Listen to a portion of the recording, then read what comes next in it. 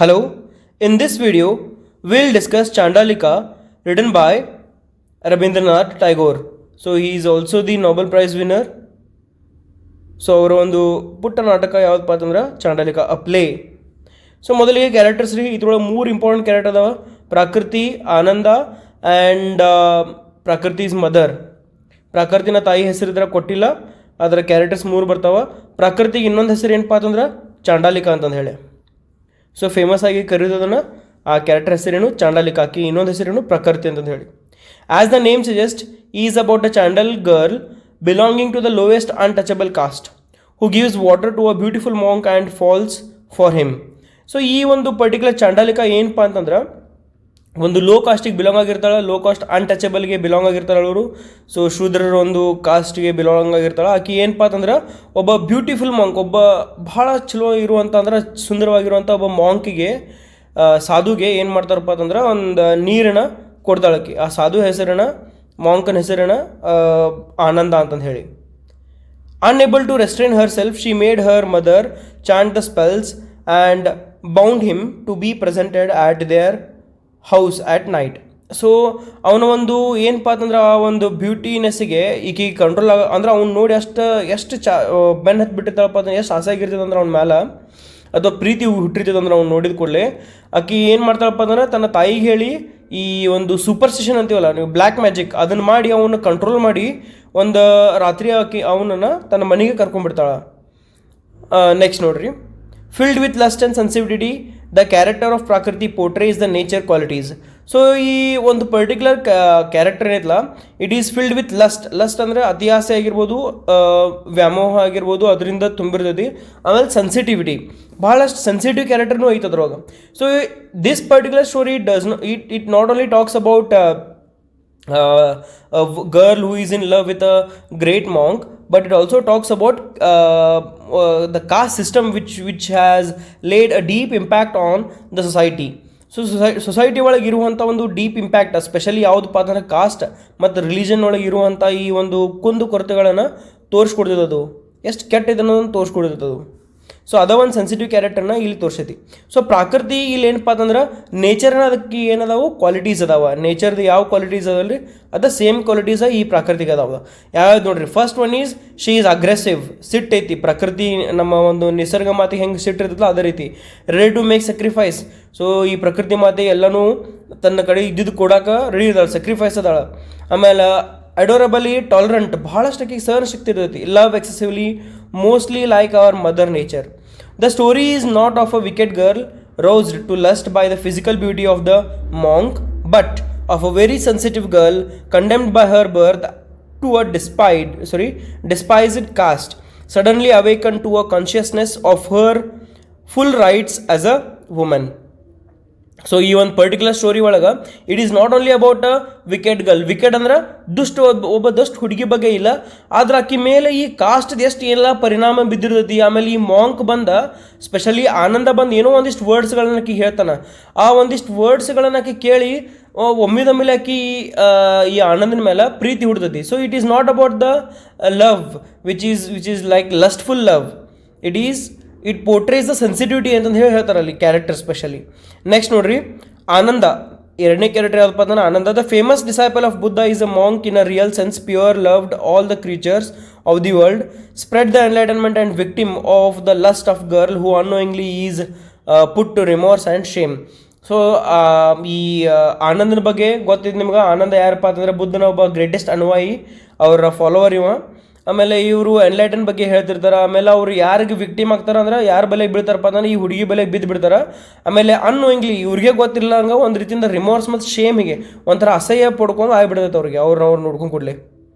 Next, Prakriti's mother symbolizes the social evils prevailing in the society in the contemporary time. Prakriti's mother is yet another character of the play who unfortunately had to pay heavy price of her daughter's love by sacrificing every nerve and cell of her body. She is as productive as every mother ever lived on this earth, at the same time preventing her to not to claim such a pure soul Ananda as hers. So ಪ್ರಕೃತಿನ ತಾಯಿ ಹೆಂಗಪ್ಪ ಅಂದ್ರೆ ಎಲ್ಲ ತಾಯಿಗಳ ಕತೆಕನ ಈ ಪ್ರಕೃತಿಗೆ warning ಮಾಡಿರ್ತಾಳೆ, ಇದನ್ನು ನೀವು ಮಾಡೋದು ತಪ್ಪು, ಇದ್ರ ಹಿಂದೆಲ್ಲ ಬೀಳಕ್ಕೆ ಹೋಗಬೇಡ ಅಂತಂದು ಹೇಳಿ ಆಕೆ ಆಲ್ರೆಡಿ ಏನಪ್ಪ ಅಂತಂದ್ರೆ ಪ್ರಕೃತಿನ ತಾಯಿ ಹೇಳಿರ್ತಾಳೆ. ಆದರೂ ಈ ಚಾಂಡಾಲಿಕ ಅಕ್ಕಿ ಏನಪ್ಪ ಅಂತಂದ್ರೆ ಕೇಳಂಗಿಲ್ಲ, ಯಾರು ತನ್ನ ತಾಯಿ ಮಾತನ್ನ ಅಕ್ಕಿ ಕೇಳಂಗಿಲ್ಲ. ಆಮೇಲೆ ನೋಡ್ರಿ ನೀವು, ತಾಯಿ ಎಷ್ಟಾದ್ರೆ ಭೀ ಈ ಮಕ್ಕಳು ಫೋರ್ಸ್ ಮಾಡಕತ್ರ ಅವ್ರು ಹೂ ಅಂದು ಅವ್ರೊಳಗೆ ಅವ್ರಿಗೆ ಕೆಟ್ಟಾಗೋದಿತ್ತಂದ್ರೆ ಅವ್ರು ಹೂ ಅಂದೂ ಮಾಡಿಬಿಡ್ತಾರೆ, ಯಾಕಂದ್ರೆ ತಾಯಿ ಪ್ರೀತಿನ ಅಂತದ್ರಿ. ಸೊ ಈ ಒಂದು ಕ್ಯಾರೆಕ್ಟರ್ ಎಲ್ಲ ತಾಯಿಗಳು ಹೆಂಗೆ ಪ್ರೀತಿ ಮಾಡ್ತಿರ್ತಾರೆ ತನ್ನ ಮಕ್ಕಳಿಗೆ, ಅದೇ ರೀತಿ ಸೇಮ್ ಈ ಪ್ರಕೃತಿ ಮದರ್ ಕ್ಯಾರೆಕ್ಟರ್ನು ಕೂಡ. ನೆಕ್ಸ್ಟ್ ನೋಡ್ರಿ, ಇಲ್ಲಿ ಬರುವಂಥ ಈ ಒಂದು ಸ್ಟೋರಿ ಒಳಗೆ ಬರುವಂಥ themes. The story that is revealed in the plot is all about discovering new dimensions of life as well as discovering one's inner self. Readers also come across new experiences of life through the characters themselves in each and every scene that is being played on. Set in the old city of Shravasti in then Uttar Pradesh, the story has to offer many aspects of human approaches such as over obsession for something can be as distorious as gulping poison. So ನೋಡ್ರಿ, ಈ ಒಂದು particular story ಏನು ಹೇಳ್ತೈತಪ್ಪ ಅಂದ್ರೆ inner self ಬಗ್ಗೆ ತಿಳಿಸ್ಕೊಡೋದು, ಅಂದ್ರೆ ನಮ್ಮ ಒಳ ಮನಸ್ಸಿನ ಮಾತನ್ನ ಇವತ್ತು ಕೇಳಬೇಕು ಅನ್ನೋದ್ರ ಬಗ್ಗೆ ಹೇಳ್ತೈತಿ. ಈ ಒಂದು ಸ್ಟೋರಿ ಎಲ್ಲಿ ಸೆಟ್ ಆಗಿತ್ತಪ್ಪ ಅಂತಂದ್ರೆ, ಸೆಟ್ ಅಂದ್ರೆ ಏನು, ಯಾವ ಊರೊಳಗೆ ನಡೆದೈತಂದ್ರೆ, ಯಾವ ಘಟನೆ, ಈ ಘಟನೆ ಎಲ್ಲಿ ನಡೆದಪ್ಪ ಅಂತಂದ್ರೆ ಶ್ರವಸ್ತಿ ಆಗಿನ ಒಂದು ಉತ್ತರ ಪ್ರದೇಶದೊಳಗೆ ಈ ಒಂದು ಸ್ಟೋರಿ ನಡೆದಿರ್ತೈತಿ. ಆಮೇಲೆ what does this particular story tells us. So ಮೊದಲೇ ಥೀಮ್ ಏನಪ್ಪ ಅಂತಂದ್ರೆ ಓವರ್ ಆಬ್ಸೆಷನ್. ಎಷ್ಟು ಓವರ್ ಅಬ್ಸೆಷನ್ ಆಗ್ತೈತಪ್ಪ ಅಂತಂದ್ರೆ, ಓವರ್ ಅಬ್ಸೆಷನ್ ಅಂದ್ರೆ ಅತಿಯಾಸೆ. ಎಷ್ಟು ಅತಿಯಾಸೆಪ್ಪ ಅಂತಂದ್ರೆ, ಭಾಳ ಅತಿಯಾಸೆ ಆದ್ರೂ ಅದು ಏನಪ್ಪ ಅಂತಂದ್ರೆ, ಅತಿಯಾಸೆ ಪಟ್ರೆ ಅಮೃತನೂ ವಿಷ ಅಂತಂದು ಹೇಳ್ತಾರೆ ನೋಡ್ರಿ, ಅದೇ ರೀತಿ ನೋಡ್ರಿ, ಗಲ್ಪಿಂಗ ಪಾಯ್ಸನ್. ಸೊ ಎಷ್ಟು ಅತಿಯಾಸೆ ಪಡ್ತೀವಿ, ನಾವೇನು ಮಾಡ್ತೀವಪ್ಪ ಅಂತಂದ್ರೆ, ಭಾಳ ಆಸೆ ಆಗೈತಪ್ಪ ಅಂತಂದು ಹೇಳಿ ಅದನ್ನ ಅದ್ರ ಹಿಂದೆ ಬೆನ್ನು ಬಿದ್ದಪ್ಪ ಅಂತಂದ್ರೆ ಅದು ನಮಗೆ ವಿಷ ಆಗ್ತೈತೆ, ಅಥವಾ ಅದು ಮುಳ್ಳಾಗಿಬಿಡ್ತೈತೆ ಅಂತ ಹೇಳಿ ಈ ಒಂದು ಸ್ಟೋರಿ ನಮಗೆ ಹೇಳ್ಕೊಡ್ತೈತಿ. ನೆಕ್ಸ್ಟ್ ಇನ್ನೊಂದು ಇಂಪಾರ್ಟೆಂಟ್ ಏನಪ್ಪ ಥೀಮ್ ಅಂದ್ರೆ ಇಲ್ಲಿ rebirth. So another aspect of this play is discovered through the act of quenching thirsty Buddhist monk that proves to be a kind of rebirth for a girl who is meant to be untouchable. The presence of the mother is a cue of saying that one should not step out of the boundaries that are set by the religion and society for any people living on this earth. So ಈ particularly ಇದು rebirth ಬಗ್ಗೆ ಹೇಳ್ತಿದ್ವಿ. ಆಮೇಲೆ ಇಲ್ಲಿ ಪ್ರಕೃತಿನ ತಾಯಿ ಕೂಡ ಏನು ಹೇಳ್ತಿರ್ತಾರಪ್ಪ ಅಂತಂದ್ರೆ, ನಮ್ಮ ಒಂದು ಏನು ಕಾಸ್ಟ್ ಮತ್ತು ರಿಲಿಜನ್ ಏನು ಸೆಟ್ ಮಾಡಿ ಕಳ್ಸೋಣ ದೇವ್ರ, ಅದನ್ನು ನಾವು ಫಾಲೋ ಮಾಡಬೇಕಾಗ್ತೈತಿ, ಅದನ್ನು ಬಿಟ್ಟು ನಾವು ಹೊರಗೆ ಏನೂ ಯೋಚನೆ ಮಾಡೋರು ಅಂತ ಹೇಳಿ ಪ್ರಕೃತಿಯ ಒಂದು ಮಾತುಗಳು. ಸೊ ಈ ಒಂದು ಇನ್ನೊಂದು ಥೀಮ್ ಏನಪ್ಪ ಅಂತಂದ್ರೆ ರಿಲಿಜನ್ ಆ್ಯಂಡ್ ಸೊಸೈಟಿ, ನೆನ್ಪಿಟ್ಕೋರಿ. Next, rebellion against the wall of system and society is another thing that is portrayed by the drama.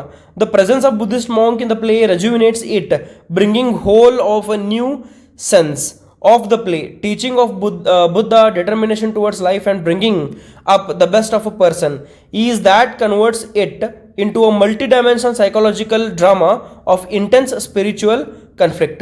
So ಈ ಒಂದು ಪರ್ಟಿಕ್ಯುಲರ್ ಸ್ಟೋರಿ ಒಳಗೆ ಅವ್ರು ಏನು ಹೇಳ್ತಾರಂದ್ರೆ, ಟೀಚಿಂಗ್ ಆಫ್ ಬುದ್ಧ ಮತ್ತು determination of life bringing up the best of a person. So ನಮಗೆ ಬುದ್ಧನ ಒಂದು ಟೀಚಿಂಗ್ಸ್ನು ಕೂಡ ಹೇಳ್ಕೊಟ್ರೆ, ಅದ್ರ ಜೊತೆಗೆ ಇನ್ನೊಂದೇನಪ್ಪ ಅಂತಂದ್ರೆ determination towards life and bringing up the best of a person. So ಪ್ರತಿಯೊಬ್ಬ ವ್ಯಕ್ತಿ ಒಳಗೂ ಕೂಡ ಒಳ್ಳೇದಿರ್ತೈತಿ, ಆ ಒಳ್ಳೇದನ್ನ ಹೊರಗೆ ತರಬೇಕು ಅನ್ನೋದನ್ನ ಒಂದು ಈ ಪರ್ಟಿಕ್ಯುಲರ್ ಸ್ಟೋರಿದ ಕಾನ್ಸೆಪ್ಟ್ ರೀ.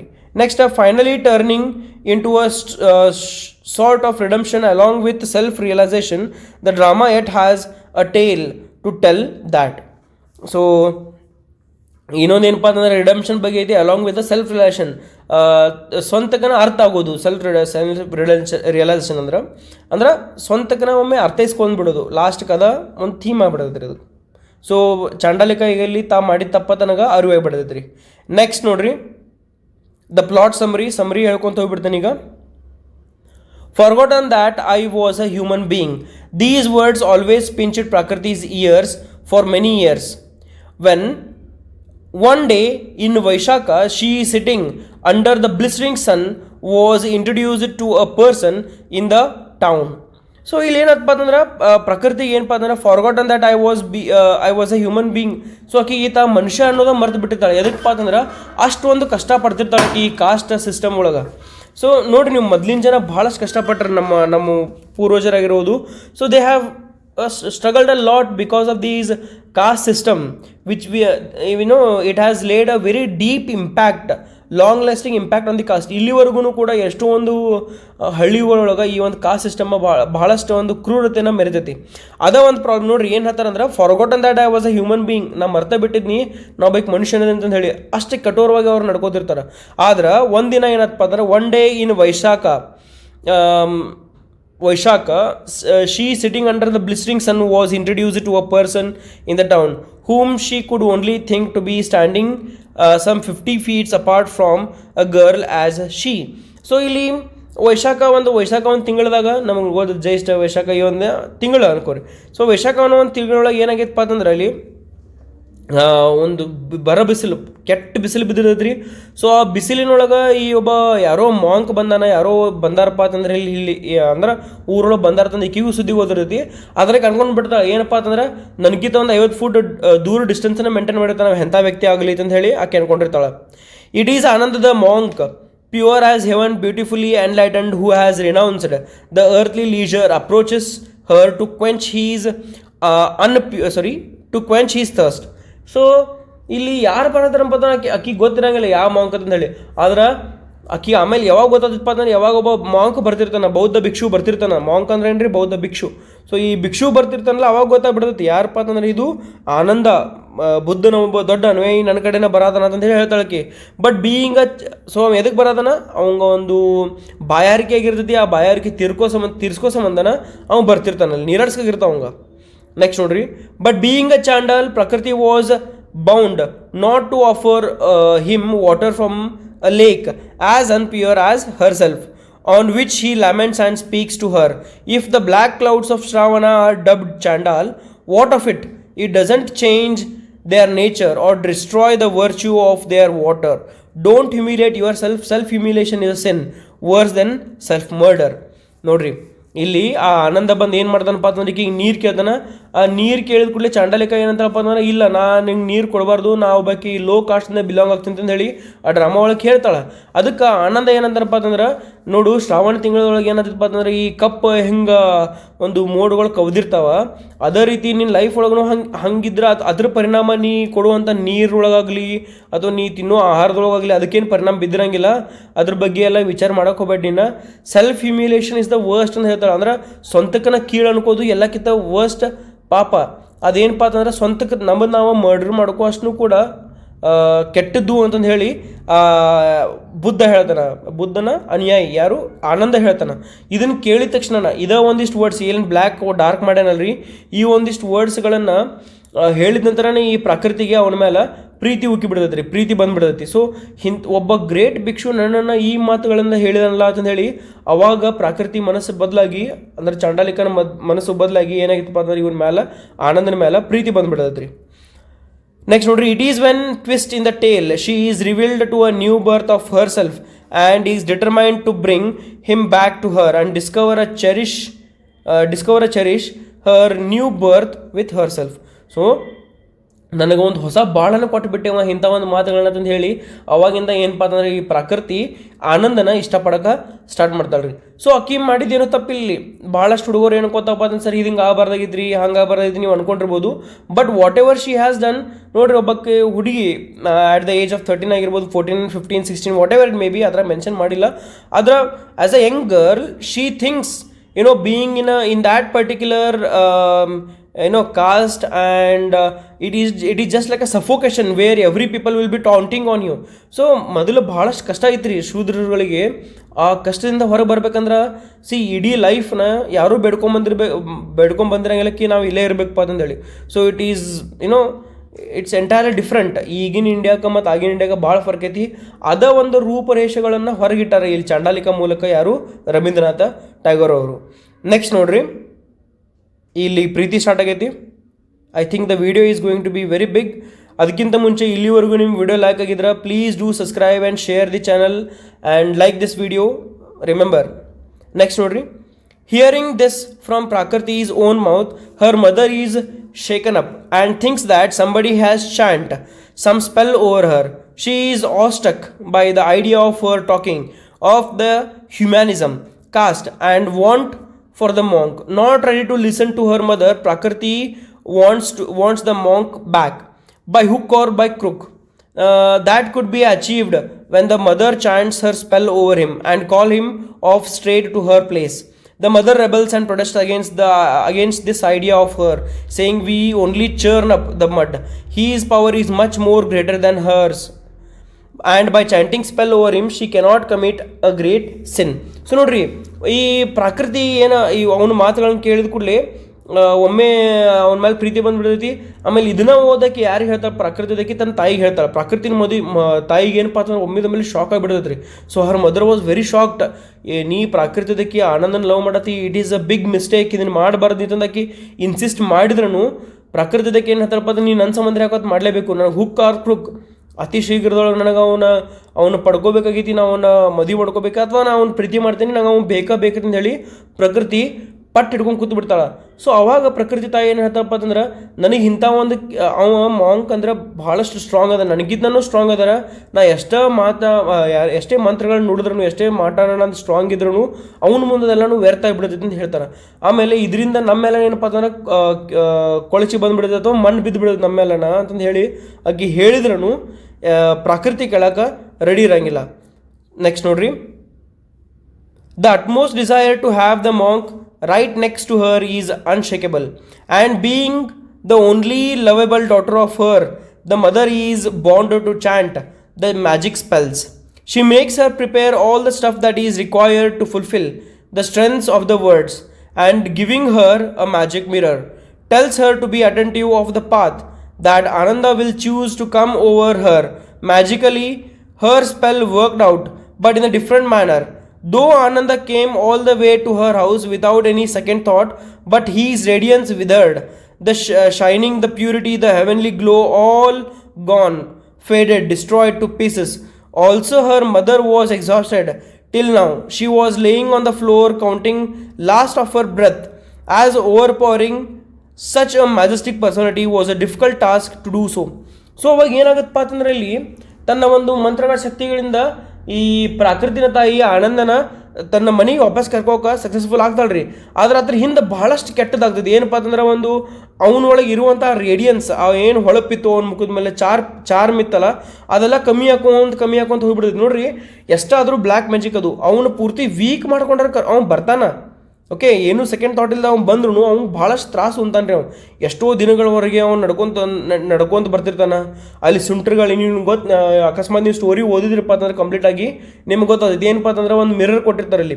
ಅಂದರೆ ಇಲ್ಲಿ ಪ್ರಕೃತಿನ ತಾಯಿ ಇದನ್ನ ಮಂತ್ರಗಳನ್ನ ನೋಡಿದಿರ್ತಾರೆ. ಆಮೇಲೆ ಪ್ರಕೃತಿ ಅದನ್ನು ಮಿರರ್ ಒಳಗೆ ಕುಂತ್ಕೊಂತ ನೋಡ್ತಿರ್ತಾಳೆ, ಅವ್ನು ಎಲ್ಲಿ ಬಂದ ಏನಂತ ಹೇಳಿ. ಆ ಮಿರರ್ ಒಳಗೆ ಅವನ ಒಂದು ರೂಪ ಹೆಂಗಾಗಿರ್ತಪ್ಪ ಅಂತಂದ್ರೆ ಆ್ಯಸ್ ಇಫ್ ಎಲ್ಲ ಕಡೆ ಡಾರ್ಕ್ ಕ್ಲೌಡ್ ಕೌದಿರ್ತಾವ. ಆಮೇಲೆ ಇವೇನೂ ಸುದ್ದಾಗಿರಂಗಿಲ್ಲ, ಫುಲ್ ಎಕ್ಸಾಸ್ಟ್ ಆಗಿರ್ತಾನೆ ಇವ. ಅಷ್ಟಾದ್ರೂ ಹಂಗೆ ಈ ತನ್ನ ತಾಯಿ ಪ್ರಕೃತಿನ ತಾಯಿ ಏನು ಮಂತ್ರ ನೋಡಿದಿರ್ತಾರಲ್ಲ ಹಂಗೆ ಸೋತು ಬೇಸತ್ತ ಬಂದುಬಿಡ್ತಾನವ. ಓಕೆ, ಇಷ್ಟರೊಳಗನ ಏನಾಗಿರ್ತಪ್ಪ ಅಂತಂದ್ರೆ ಈ ಪ್ರಕೃತಿನ ತಾಯಿಗೂ ಕೂಡ ಈ ಕೊನೆ ಉಸಿರು ನಡೀತಿರ್ತಾರೆ. ಅಂದ್ರೆ ಅಷ್ಟು ಶಕ್ತಿವಂತ ಆನಂದನೂ ಇರ್ತಾನೆ. ಆಮೇಲೆ ಇಕ್ಕಿ ಸ್ಪೆಲ್ಸ್ನು ಅಷ್ಟೇ ಇರ್ತಾವೆ. ಆದ್ರೆ ಈಗ ಎಷ್ಟು ಮಂತ್ರಗಳನ್ನ ಯೂಸ್ ಮಾಡ್ತಿರ್ತಾಳಲ್ರಿ ಅಷ್ಟು ವೀಕ್ ಆಗೋತ್ರ ಹೋಗ್ತಿರ್ತಾಳೆ ಪ್ರಕೃತಿ. ಸೊ ಇದಿಷ್ಟೆಲ್ಲಾನು ಆಗಿದ್ದು ಯಾರು ಸಂಬಂಧಪ್ಪ ಅಂದ್ರೆ ಇಬ್ಬರು ಮಂದಿ ಕಷ್ಟಪಡ್ತಾರಲ್ಲಿ, ಆನಂದ ಮತ್ತು ಪ್ರಕೃತಿನ ತಾಯಿ. ಆದರೆ ಇದು ಯಾರಿಗೆ ಬೇಕಾಗೈತಿ? ಪ್ರಕೃತಿ ಬೇಕಾಗೈತಿ. ಆಮೇಲೆ ಆಬ್ವಿಯಸ್ಲಿ ವೈ ಡಸ್ ಪ್ರಕೃತಿ ನೀಡ್ ದೀಸ್ ಅನ್ನೋದು ನೀವು ವಿಚಾರ ಮಾಡಬೇಕು. ಪ್ರಕೃತಿಗೆ ಯಾಕೆ ಬೇಕಾಯ್ತಪ್ಪ ಅಂತಂದ್ರೆ ಸಮಾಜ ಸಂಬಂಧ ಬೇಕಾಗಿದ್ರಿ. ಸಮಾಜದೊಳಗೆ ಅಕಿನೂ ಕೂಡ ಚಲೋ ಅನ್ಸ್ಕೋಕಿದಾಳ, ಅಕಿಗೂ ಒಂದು ಸ್ಟೇಟಸ್ ಬೇಕಾಗಿರ್ತೈತ್ರಿ. That is what the whole point is of the story. Okay, ನೆನಪಿಟ್ಟುಕೋರಿ ನೀವು, ಇದ ಒಂದು ಮೇನ್ ಇಂಪಾರ್ಟೆಂಟ್ ಪಾಯಿಂಟ್. ಸೊ ಲಾಸ್ಟ್ಗೆ ಅವನು ಬರ್ತಾನೆ. ಅವಾಗ ನೋಡ್ರಿ, it was the time when Prakriti again realised was awaken to life that she has committed a sin, redeemed for the second time, purged of the pride and egoism that had made her forget the love does not claim possession but gives freedom. Also the holy monk is taken back into his earlier state by the powers to the Buddha. So ಲಾಸ್ಟ್ಗೆ ಏನಾಗತ್ತಪ್ಪ ಅಂತಂದ್ರೆ ಇವ ಪ್ರಕೃತಿ room ಎಲ್ಲ decoration ಮಾಡಿರ್ತಾಳ್ರಿ. ಅವ ಬರ್ತಾನಂತ ಹೇಳಿ ತಾಯಿನೂ ಮಂತ್ರಗಳು ಹಂಗೆ ನುಡಿತಿರ್ತಾಳೆ, ಅವ್ರ ತಾಯಿ ಪ್ರಕೃತಿನೇ ತಾಯಿ. ಅವಾಗ ಲಾಸ್ಟ್ ಮೂಮೆಂಟ್ದಾಗ ಈಕಿ ಒಂದು ಬೆಡ್ ಮೇಲೆ ಚಾಂಡಲಿಕ ಕುಂತಿರ್ತಾಳೆ. ಅಷ್ಟು ಕೂಡದ ಈ ಆನಂದ ಬರ್ತಾನೆ ರೀ. ಆನಂದ ಇನ್ನೇನು ಆ ಬೆಡ್ ಮೇಲೆ ಆಕಿನ ಬಾಜುಕೋ ಕೊಂಡಾಗಿರ್ತಾನೆ. ಅಷ್ಟು ಕೂಡದವ ಮತ್ತು ಬುದ್ಧನ ನೆನೆಸ್ಕೋತಾನ. ಬುದ್ಧನ ನೆನೆಸ್ಕೊಕೂಡ್ದ ಏನಪ್ಪ ಅಂತಂದ್ರೆ ಹೀ ಈಸ್ ಅವೇಕಂಡ್, ಬುದ್ಧ ಅವನ್ನ ಕಾಪಾಡ್ತಾನೆ ರೀ. ಅಲ್ಲಿಂದ ಆ ರಿಮೋರ್ಸ್ ಮತ್ತು ಶೇಮ್ ಅವ್ಗೆ ಒಂದು ರೀತಿಯಿಂದ ಅಸಹ್ಯ ಫೀಲ್ ಆಗಿ ಹೊರಗೆ ಓಡಿ ಹೋಗ್ಬಿಡ್ತಾನೆ ರೀ ಆನಂದ. ಅವಾಗ ಪ್ರಕೃತಿಗೂ ತಾನು ಮಾಡಿದ್ದೆಲ್ಲಕ್ಕಿಂತ ತಪ್ಪು, ಮಾಡಿದ್ದು ಕೆಟ್ಟದಂತ ಹೇಳಿ ಅನ್ಕೊಂಡ್ಬಿಡ್ತಾಳೆ. ಅಷ್ಟೋ ಇಷ್ಟೋ ಆನಂದ ಏನೊಂದು ಟ್ರೀಟ್ಮೆಂಟ್ ಚಲೋ ಮಾಡಿತ್ತಲ್ಲ ಅದನ್ನೂ ಅವ ಅನ್ಕೊಳ್ಳೋಂಗನ ಪ್ರೂವ್ ಮಾಡಿಲ್ಲ, ಚಾಂಡಾಲ ಆಗಿಬಿಟ್ಟಿಲ್ಲ ಅಂತ ಹೇಳಿ ಚಾಂಡಾಲಿಕಾಗ ಅನ್ಸತಿ. ಈ ಕಡೆ ಪ್ರಾಕೃತಿ ಏನಪ್ಪ ಅಂತಂದ್ರೆ ಚಾಂಡಾಲಿಕಾ ತನ್ನ ತಾಯಿನೂ ಕೂಡ ಕಳ್ಕೊತಾಳೆ ಬಿಕಾಸ್ ಆಫ್ ದಿ ಪವರ್. ಈಗ ನೋಡ್ರಿ ಆ ಒಂದು ಮಂತ್ರಗಳನ್ನು ನುಡ್ಕೊಂತ ಬಂದಿರ್ತಾಳಲ್ರಿ, ಆ ಒಂದು ಮಂತ್ರಲಿ ಏನು ಆಕರ್ಷಣೆ ಮಾಡಿರ್ತಾಳ ಅದಕ್ಕೊಂದು ಸೈಡ್ ಎಫೆಕ್ಟ್ ನೋಡಿದ್ವಿ. ಸೈಡ್ ಎಫೆಕ್ಟ್ ಅಂದ್ರೆ ಆಕಿನ ಪ್ರಾಣನ ಹೋಗೋದಿರ್ತದೆ ರೀ. ಆಮೇಲೆ ಲಾಸ್ಟಿಗೆ ಹಂಗನ ಕೂಡ ಏನಪ್ಪ ಅಂತಂದ್ರೆ ಪ್ರಕೃತಿನ ತಾಯಿ ಪ್ರಕೃತಿಗೋಸ್ಕರ ತನ್ನ ಪ್ರಾಣನೂ ಕೂಡ ಬಿಡ್ತಾಳೆ. So it is the sacrifice of the mother. Okay, ತಾಯಿ ಮಾಡಿರೋಂಥ ಸ್ಯಾಕ್ರಿಫೈಸ್ ಯಾರಿಗೋಸ್ಕರ? ಪ್ರಾಕೃತಿಗೋಸ್ಕರ.